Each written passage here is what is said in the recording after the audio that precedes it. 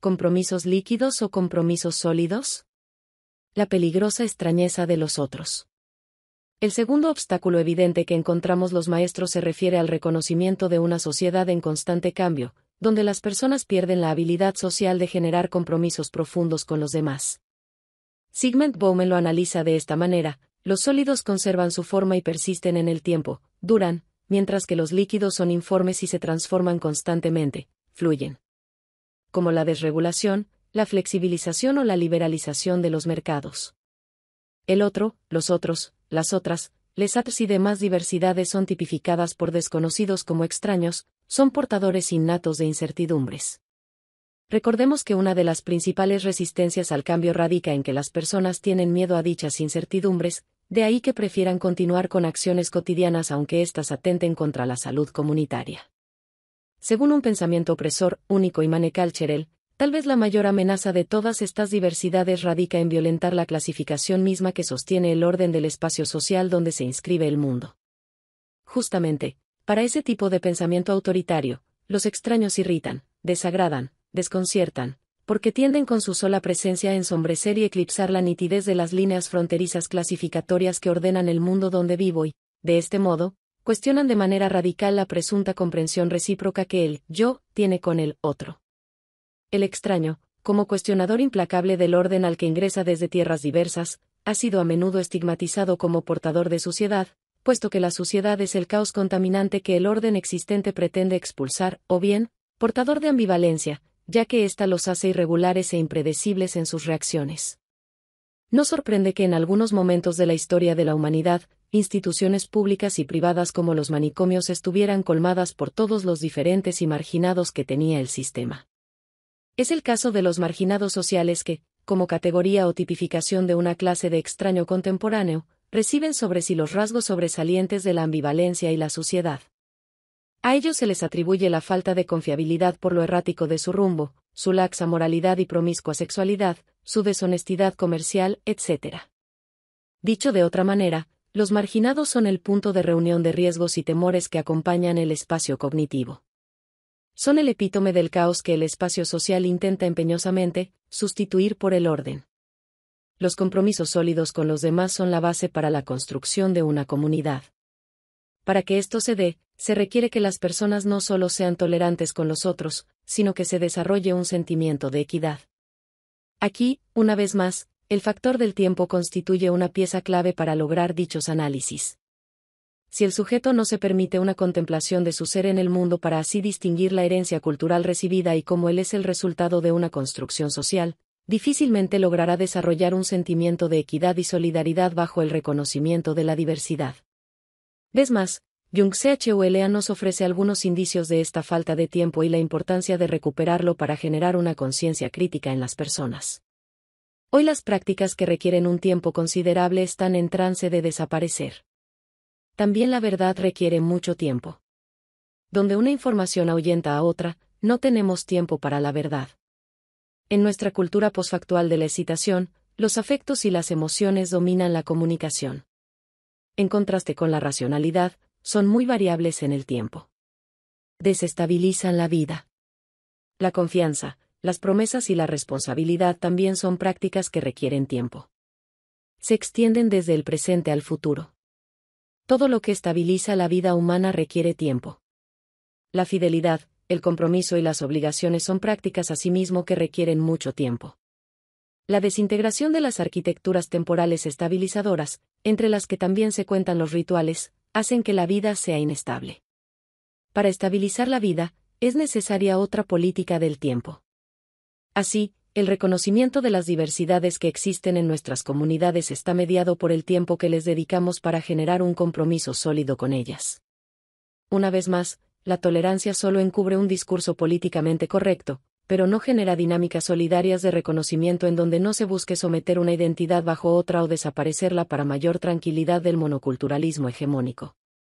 La búsqueda de un compromiso sólido implica construir puentes entre las diferentes subalternidades, entre las distintas diversidades, y así, mediante las estrategias de los otros, resolver los problemas que nos afectan, y de manera inversa, con nuestras estrategias, resolvamos los problemas de ellos.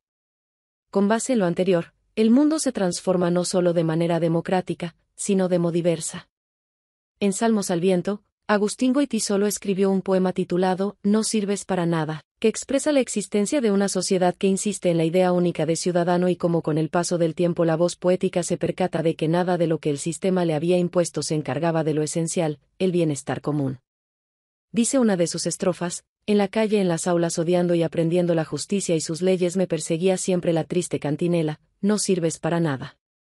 Entonces, en el mismo sentido de que mi libertad es más profunda y rica, en virtud de la libertad de los demás, de manera que cuanto mayor es el número de personas libres que me rodean, y cuanto más amplia, profunda y extensa es su libertad, más profunda y amplia será la mía. Pérez Rueda, p. 96. De la misma manera, el bienestar común implica que el sujeto no puede estar bien en lo personal, si los demás se encuentran mal, en un escenario donde los hábitos, Bourdieu, 2003, que el sistema señala como óptimos, en poco se relacionan con el bienestar común que implica el reconocimiento de una demodiversidad en donde no existe ningún peligro en la extrañeza de los otros.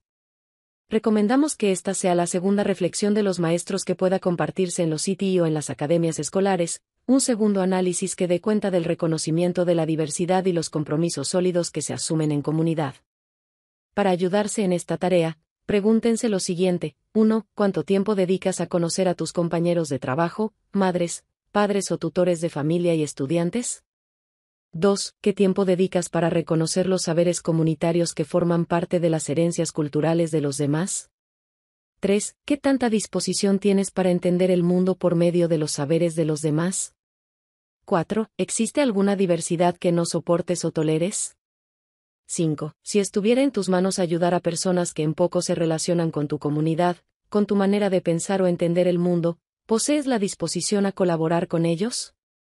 6. ¿Estarías dispuesto a abandonar tus ideales, tus principios o tu herencia cultural por la promesa de un futuro mejor que ofrezca mayores riquezas económicas? 7. Para comprometerte con una persona requieres que piense, sienta o entienda el mundo como tú lo haces.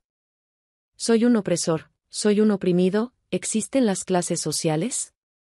Dinámicas de poder y control que se ejercen sobre las personas.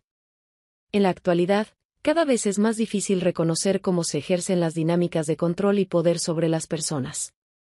Vivimos en una sociedad de consumo que enajena a los sujetos y los convence de ciertas premisas básicas, como, el tiempo es dinero, se debe ser productivo, el ocio es una actividad negativa, el éxito está al alcance de todos, solo es cuestión de decidirse para que algo suceda, solo es necesario pensar positivo, etc. Desde el pensamiento latinoamericano, Freire 1970 lo describe de una manera más trágica y vivencial, el mito, por ejemplo, de que el orden opresor es un orden de libertad. De que todos son libres para trabajar donde quieren. Si no les agrada el patrón, pueden dejarlo y buscar otro empleo. El mito de que este orden respeta los derechos de la persona humana y que, por lo tanto, es digno de todo aprecio. El mito de que todos pueden llegar a ser empresarios siempre que no sean perezosos y, más aún, el mito de que el hombre que vende por las calles, gritando, dulce de banana y guayaba, es un empresario tanto cuanto lo es el dueño de una gran fábrica.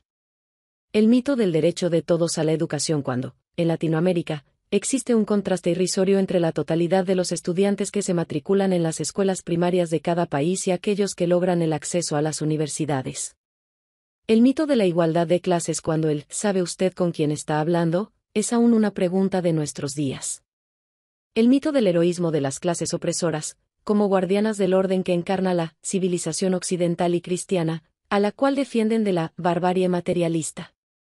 El mito de su caridad, de su generosidad, cuando lo que hacen, en cuanto clase, es un mero asistencialismo, que se desdobla en el mito de la falsa ayuda, el cual, a su vez, en el plano de las naciones, mereció una severa crítica de Juan XXIII. El mito de que las élites dominadoras, en el reconocimiento de sus deberes, son las promotoras del pueblo, debiendo éste, en un gesto de gratitud, aceptar su palabra y conformarse con ella. El mito de que la rebelión del pueblo es un pecado en contra de Dios. El mito de la propiedad privada como fundamento del desarrollo de la persona humana, en tanto se considere como personas humanas solo a los opresores. El mito de la dinamicidad de los opresores y el de la pereza y falta de honradez de los oprimidos.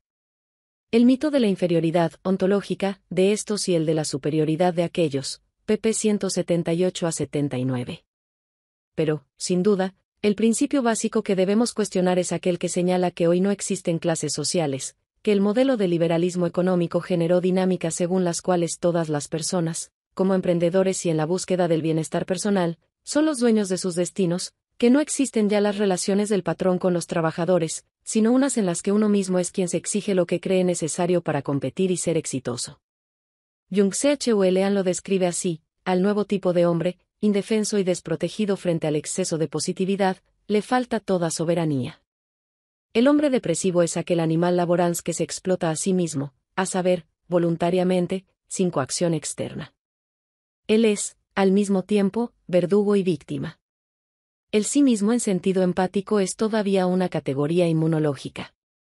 La depresión se sustrae, sin embargo, de todo sistema inmunológico y se desata en el momento en el que el sujeto de rendimiento ya no puede poder más. Al principio, la depresión consiste en un cansancio del crear y del poder hacer. El lamento del individuo depresivo, nada es posible, solamente puede manifestarse dentro de una sociedad que cree que nada es imposible. No poder más conduce a un destructivo reproche de sí mismo y a la autoagresión. El sujeto de rendimiento se encuentra en guerra consigo mismo y el depresivo es el inválido de esta guerra interiorizada. La depresión es la enfermedad de una sociedad que sufre bajo el exceso de positividad. Refleja aquella humanidad que dirige la guerra contra sí misma. El sujeto de rendimiento está libre de un dominio externo que lo obligue a trabajar o incluso lo explote. Es dueño y soberano de sí mismo. De esta manera, no está sometido a nadie, mejor dicho, solo a sí mismo. En este sentido, se diferencia del sujeto de obediencia. La supresión de un dominio externo no conduce hacia la libertad, más bien hace que libertad y coacción coincidan. Así, el sujeto de rendimiento se abandona a la libertad obligada o a la libre obligación de maximizar el rendimiento. El exceso de trabajo y rendimiento se agudiza y se convierte en autoexplotación. Esta es mucho más eficaz que la explotación por otros, pues va acompañada de un sentimiento de libertad. El explotador es al mismo tiempo el explotado. Víctima y verdugo ya no pueden diferenciarse. Esta autorreferencialidad genera una libertad paradójica, que, a causa de las estructuras de obligación inmanentes a ella, se convierte en violencia. Las enfermedades psíquicas de sociedad de rendimiento constituyen precisamente las manifestaciones patológicas de esta libertad paradójica, pp 28 a 29. Si bien es cierto que este nuevo sujeto, este animal laborans, ha perdido el rumbo y no es capaz de reconocer las prácticas de poder y control que se ejercen sobre él, y al final acepta ser su propio verdugo, asumiendo dinámicas de autoexplotación para alcanzar el rendimiento óptimo que le garantice el éxito en este sistema de consumo, podemos advertir que esta fue aceptada por el sujeto bajo un proceso didáctico de colonización que dejó de lado los saberes comunitarios heredados en favor de una flexibilidad laboral y una ideología que lo coloca como un ciudadano global. Esta pérdida de su herencia cultural es peligrosa porque lo enfrenta a una relación individual con el sistema económico, haciéndolo presa de cualquier manipulación que lo orille a aceptar acuerdos que lo perjudiquen, mientras que conservando su cultura, conservando sus vínculos comunitarios, pudiera enfrentar los retos, acompañado por personas y saberes diversos. De este modo, el primer paso para reconocer las dinámicas de poder y control que se ejercen sobre él es discutir en torno a los privilegios o las carencias que el sujeto posee. Esta primera reflexión lo ayudará a entenderse dentro de un sistema que en lo general posee dos clasificaciones, opresores y oprimidos. Enrique Dassel 1993 lo refiere de esta manera: todo ello alienta la tradición filosófica en que se originó la filosofía de la liberación, por lo que hoy puede crecer con mayor claridad que antes, en la última década del siglo XX. Y sobre todo, la realidad desde la cual surgió dicha filosofía es hoy más acuciante que nunca, en continua y desesperante espiral de subdesarrollo, la miseria, la pobreza, la explotación de los oprimidos de la periferia mundial, en América Latina, África o Asia, de las clases dominadas, de los marginales, de los pobres en el centro, y los afroamericanos, hispanos, turcos, etc. A lo que hay que agregar a la mujer objeto sexual, a los ancianos acumulados, sin uso, en la miseria o en los asilos, a la juventud explotada y enviciada, a las culturas populares y nacionales silenciadas, a todos los condenados de la tierra, como expresaba Frantz Fanon, que esperan y luchan por su liberación, pp 13 a 14. Con este escenario de fondo, las personas requieren tomar conciencia de su lugar en este sistema, Encontrar puentes que los unan con los suyos y distinguir las subalternidades que los rodean. Entendamos que el sector hegemónico, los opresores, posee dinámicas agresivas contra los otros por la situación de enajenación como se encuentran. Para escribirlo como Freire, es por esto por lo que, para los opresores, el valor máximo radica en el tener más y cada vez más, a costa, inclusive del hecho del tener menos o simplemente no tener nada de los oprimidos. Ser, para ellos, es equivalente a tener y tener como clase poseedora, 1970, p. 53. Las personas de la comunidad deben superar la apatía ante estas realidades, o el consuelo que genera la sensación de poder o de tener que el ambiente de consumo promueve. Para ello, es fundamental reconocerse dentro de este sistema como uno de aquellos dos polos, como un sujeto que forma parte de las élites hegemónicas que oprimen a los sectores marginados o como un oprimido que es miembro de una subalternidad y que posee múltiples prejuicios impuestos por el sector dominante que le impiden su crecimiento. Solo cuando los oprimidos descubren nítidamente al opresor, y se comprometen en la lucha organizada por su liberación, empiezan a creer en sí mismos, superando así su complicidad con el régimen opresor. Este descubrimiento, sin embargo, no puede ser hecho a un nivel meramente intelectual, sino que debe estar asociado a un intento serio de reflexión, a fin de que sea praxis. Freire, 1970, p. 61.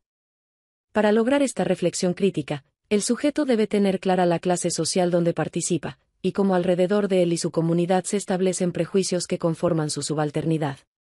El concepto de subalternidad surge para dar cuenta de la condición subjetiva de subordinación en el contexto de la dominación.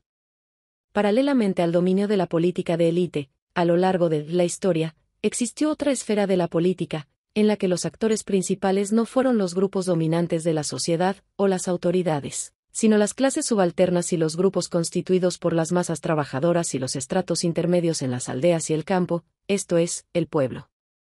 Esta era una esfera autónoma, puesto que no se originaba en la política de élite, ni su existencia dependía de ella. Guja, p. 28. Este sector marginado sufre una estigmatización que le impide su crecimiento. Algunos autores lo denominan como techos de cristal, Marilyn Loden, o falta de herencia, o desheredados. Bourdieu, en cualquier caso, implica una barrera invisible contra la que chocan las personas cuando intentan progresar en su carrera profesional. Son barreras invisibles porque no existen normas, leyes o códigos específicos que se impongan a estas comunidades para limitarlas profesionalmente, sino que se trata de normas no escritas, muchas veces, por no decir siempre, derivadas de estereotipos y construcciones socioculturales que atribuyen ciertas características y roles a las personas y las colocan en desventaja frente a los sectores hegemónicos privilegiados. El reconocimiento de la subalternidad a la que pertenece el sujeto es una reflexión crítica básica que implica un autoanálisis según el cual el sujeto reconoce a los suyos, para después voltear la mirada crítica fuera de su comunidad y observar las relaciones de subordinación, de control y de castigo. Foucault, que los sectores hegemónicos generan hacia ellos por medio de estereotipos o prejuicios. Los llamados marginados, que no son otros sino los oprimidos, jamás estuvieron fuera de. Siempre estuvieron dentro de la estructura que los transforma en seres para otro. Su solución, pues, no está en el hecho de integrarse, de incorporarse, a esta estructura que los oprime, sino transformarla para que puedan convertirse en seres para sí. Freire, 2005. p. 82. Ahora bien, frente a este panorama, se podría pensar que la toma de conciencia parte de las subalternidades, que por las dinámicas de opresión se mantenían marginadas del sistema, pero no es así. La toma de conciencia también implica que los opresores se percaten del sistema de privilegios sobre el que se apoyan para sobresalir. Este acto de reconocimiento no puede ser violento, porque originaría tensiones y resistencias, debe surgir de la solidaridad, de una pedagogía centrada en el amor y el compromiso. Una vez más, el tiempo y el ocio contemplativo juegan un papel básico para el desarrollo de esa conciencia. El opresor solo se solidariza con los oprimidos cuando su gesto deja de ser un gesto ingenuo y sentimental de carácter individual, y pasa a ser un acto de amor hacia aquellos, cuando, para él, los oprimidos dejan de ser una designación abstracta y devienen hombres concretos, despojados y en una situación de injusticia, despojados de su palabra, y por esto comprados en su trabajo, lo que significa la venta de la persona misma. Solo en la plenitud de este acto de amar, en su dar vida, en su praxis, se constituye la solidaridad verdadera. Freire, 1970, p. 41. Así pues, nadie libera a nadie, ni nadie se libera solo. Los hombres se liberan en comunión, Ibid, p. 70. Esta comunión parte de un reconocimiento individual, pero se extiende hacia el reconocimiento de la extrañeza de los otros y llega hasta el encuentro con los sectores hegemónicos que operan las dinámicas de poder y control en este sistema de consumo. Transformar nuestras realidades no puede entenderse como un acto institucional o una dádiva del sector hegemónico, pues cada vez nos convencemos más de la necesidad de que los verdaderos revolucionarios reconozcan en la revolución un acto de amor, en tanto es un acto creador y humanizador. Para nosotros, la revolución que no se hace sin una teoría de la revolución y por lo tanto sin conciencia, no tiene en esta algo irreconciliable con el amor. Por el contrario, la revolución que es hecha por los hombres es hecha en nombre de su humanización, Ibid, p. 102. Ernesto Cardenal describía, en uno de sus primeros salmos, la conciencia crítica que debía crearse en los sujetos que buscaban la transformación de su mundo. Bienaventurado el hombre que no sigue las consignas del partido ni asiste a sus mítines ni se sienta en la mesa con los gángsters ni con los generales en el consejo de guerra. Bienaventurado el hombre que no espía a su hermano ni delata a su compañero de colegio. Bienaventurado el hombre que no lee los anuncios comerciales ni escucha sus radios ni cree en sus eslogans. Será como un árbol plantado junto a una fuente.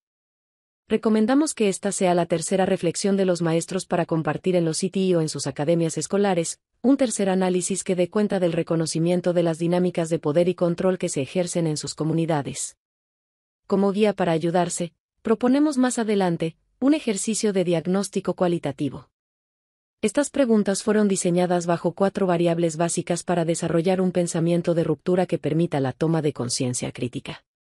Las 4 variables son: 1. Identidad de clase, es decir, la definición que los sujetos hacen de sí mismos como miembros de una clase que ocupan, junto a otros miembros de esa clase, un rol distintivo en las relaciones productivas. 2. Oposición de clase, es decir, la percepción que los miembros de la clase trabajadora tienen del capitalismo y sus agentes en tanto oponentes a sus intereses de clase. 3. Totalidad de clase o el reconocimiento de que los dos elementos definidos previamente concretan tanto la situación de uno mismo en la sociedad como la situación de la sociedad en general. Y 4. La concepción de una sociedad alternativa que se puede conseguir a partir de la lucha contra los oponentes de clase.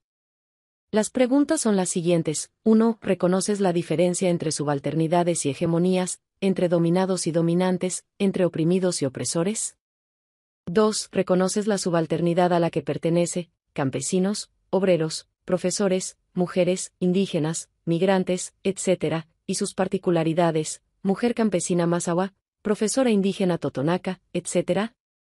3. ¿Reconoces el sector hegemónico, su discurso dominante y las prácticas opresoras que ejercen violencia sobre los tuyos en su subalternidad? 4. ¿Identificas los mecanismos de violencia que se ejercen sobre las demás subalternidades de la comunidad?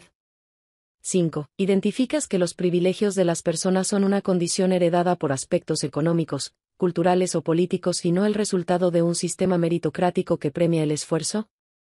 6. ¿Reconoces que las dificultades, las privaciones económicas, culturales o políticas son consecuencia de la clase social y la subalternidad a la que se pertenece? 7. ¿Reconoces que es posible una sociedad alternativa y que ésta puede conseguirse a partir de la lucha contra los oponentes de clase? 8. ¿Identificas que, para una sociedad alternativa, la honestidad es un valor central, en donde la difusión de noticias falsas o campañas de odio y desprestigio atentan contra la libertad comunitaria?